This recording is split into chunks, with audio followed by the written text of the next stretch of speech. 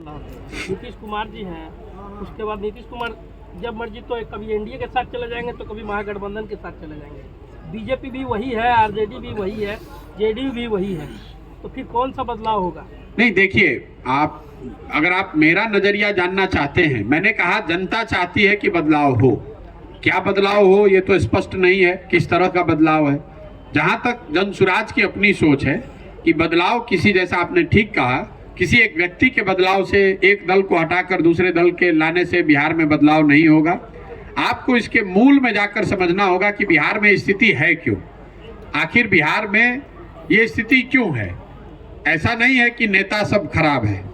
नेता अगर खराब है भी तो उसको चुनकर लाने वाली तो जनता ही है, और लोग बार बार चुनकर अगर आ रहे हैं तो लोग ये भी नहीं कह सकते हैं कि नेता ने उन्हें ठग दिया है, क्योंकि अगर कोई नेता या दल आपको ठगेगा तो एक बार ठगेगा, दो बार ठगेगा। अगर 30 साल, 40 साल, 50 साल से आप ठगे जा रहे हैं तो इसका मतलब है कि कहीं ना कहीं आपके समझ में, आपके वोट करने के तरीके में गलती है।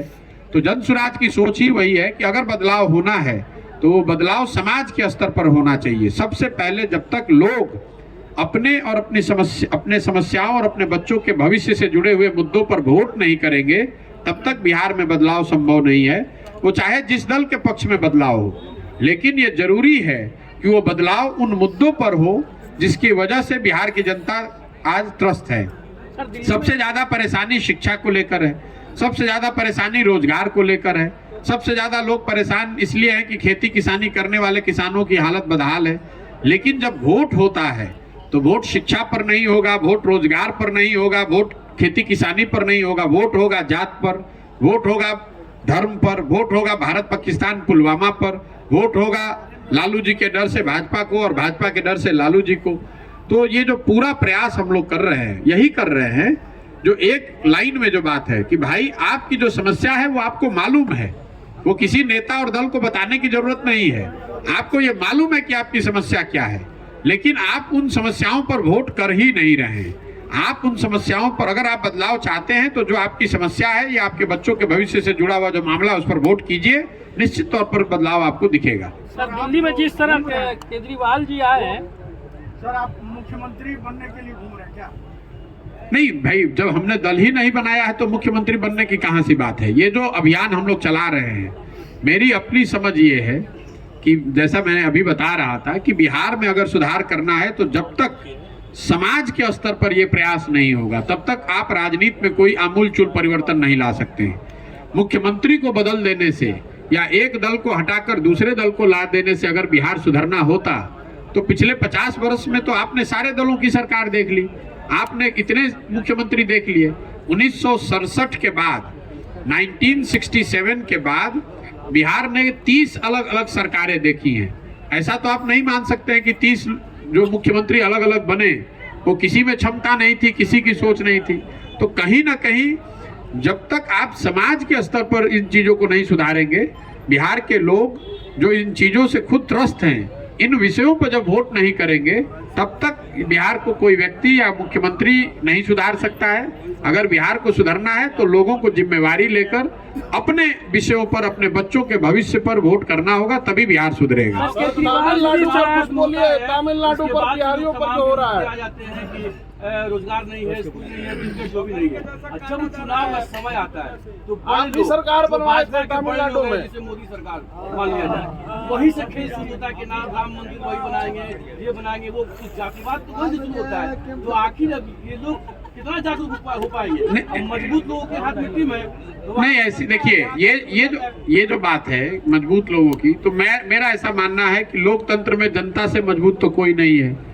जहां तक ये इल्जाम है कि नेता जो है वो जातिवाद कर रहे हैं या दल जातिवाद कर रहे हैं, ये बात ठीक नहीं है। मैं रोज मन से कहता हूं, आपको भी कह दे रहा हूं, बिहार में नेता जात की राजनीति नहीं कर रहे हैं। नेता तो अपने परिवार और स्वार्थ की राजनीति कर रहे हैं। जाति में तो आप और हम फंसे। मान लीजिए कि अभी आपसे पूछेंगे कि जाति की राजनीति कौन कर रहा है, तो बहुत लोग आप में से कहेंगे कि राजद जो पार्टी है वो जाति आधारित राजनीति करते हैं, लालू जी जात की राजनीति कर रहे हैं। मैं रोज मन से कह रहा हूं कि लालू जी जात की राजनीति कर ही नहीं रहे, राजद जात की राजनीति नहीं कर रही है। अगर लालू जी जात की राजनीति करते तो ये कहते कि यादव समाज में जो सबसे काबिल आदमी है वही आदमी बिहार का मुखिया बनेगा और सारे यादव समाज के लोग हम लोग को वोट दीजिए। लालू जी ये तो नहीं कह रहे हैं। लालू जी ये कह रहे हैं कि मेरा लड़का राज्य का मुखिया बनेगा और सारे यादव समाज के लोग आप लोग हमको वोट दीजिए। तो लालू जी तो अपनी राजनीति कर रहे हैं, अपने परिवार अपने बच्चे की राजनीति कर रहे हैं। जाति आपके हमारे दिमाग में है और लालू जी अकेले नहीं है, मांझी जी भी यही कह रहे हैं। कोई पंडित का नेता है तो वो भी यही कह रहा है, कोई कुशवाहा का नेता है तो यही कह रहा है, कोई भूमिहार राजपूत का नेता है, मुसलमान का नेता है तो यही कह रहा है। जो लोग भी बिहार में राजनीति कर रहे हैं वो अपना हित देख रहे हैं, अपने परिवार अपने बच्चे का हित देख रहे हैं। जातियों के चक्कर में आप और हम फंसे हुए हैं और इसीलिए जो ये पूरा अभियान है वो यही है कि घर घर जाकर हम लोगों को बता रहे हैं कि अगर नेता अपने बच्चे की चिंता कर रहा है तो आपको भी अपने और अपने बच्चों की चिंता करनी पड़ेगी।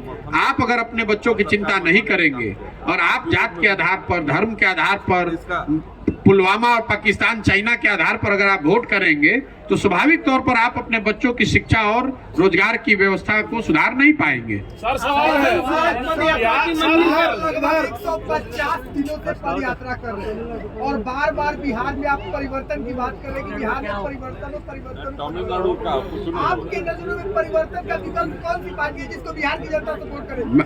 आपको लेकर के बिहार की जनता में विश्वास पैदा हो? मैं आपको जो बता रहा हूँ ये बात आप समझिए। राजनीति जो है वो समाज का आईना है। आप कह रहे हैं कि किसको वोट करें, मैं कह रहा हूं कि आपको सबने ठगा है। आपने कांग्रेस को वर्षों तक वोट दिया तब भी बिहार गरीब था। उसके बाद आपने लालू जी को 15 साल बनाया तब भी आपकी हालत नहीं सुधरी। 17 साल से नीतीश कुमार भाजपा के साथ सरकार चलाए तो भी स्थिति नहीं सुधरी। तो आप किस पर भरोसा करेंगे? जिस राज्य को सब दलों ने, सारे नेताओं ने एक तरह से न सुधर पाने वाला राज्य मानकर छोड़ दिया है, उस राज्य को सुधारने की काबिलियत और जिम्मेवारी दोनों ही बिहार की जनता की है। जो आप कह रहे हैं किस दल को बनाइए, मैं कह रहा हूं हर आदमी कह रहा है विकल्प चाहिए, तो मैं कह रहा हूं कि जो विकल्प बनाना चाहते हैं वो साथ में आए और मिलकर विकल्प बनाएं। जनता का विकल्प बने और उस पर सब लोग मिलकर उसको चुने। सर इधर ये जो पूरा पखेड़ा हुआ है राज्य में, बिहार में जश्न है। अगर आप एक एक करके सर मेरा सवाल है, आप विभिन्न दलों को अपनी सेवा दे चुके हैं, देश के माने जाने रणनीतिकार हैं और बिहार की जनता आप पर क्यों विश्वास करे? बिल्कुल बिहार की जनता को हम पर भरोसा नहीं करना चाहिए। मैं रोज मन से कहता हूं, आपने भी जो सवाल किया, कुछ लोगों का ये सवाल है कि आपने 2014-15 में नीतीश कुमार की मदद की और आज आप उनका विरोध कर रहे हैं। या आप ये भी कह सकते हैं कि आपने दूसरे दलों की मदद की, उनके भी आप विरोध में बोल रहे हैं। बिल्कुल ये जायज सवाल है, इसका उत्तर सुन लीजिए।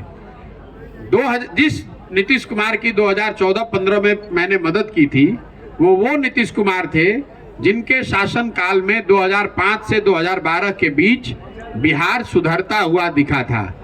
आज जिस नीतीश कुमार का मैं विरोध कर रहा हूं, आज वो नीतीश कुमार हैं जिनके शासन काल में 2015 के बाद से स्थिति बिगड़ती हुई दिख रही है। जिस नीतीश कुमार की 2014-15 में मदद की गई थी वो जदयू के नेता थे जो चुनाव नहीं हारे थे, लेकिन उन्होंने राजनीतिक मोरालिटी के आधार पर पद से इस्तीफा दिया था। 2014 में नीतीश कुमार चुनाव नहीं हारे थे, उनकी पार्टी चुनाव हारी थी, उसकी एमपी की संख्या घटकर 2 हो गई थी और नीतीश कुमार ने अपने पद से इस्तीफा देकर मांझी जी को मुख्यमंत्री बनाया था। आज वही नीतीश कुमार हैं, वो चुनाव 2020 में हार गए हैं।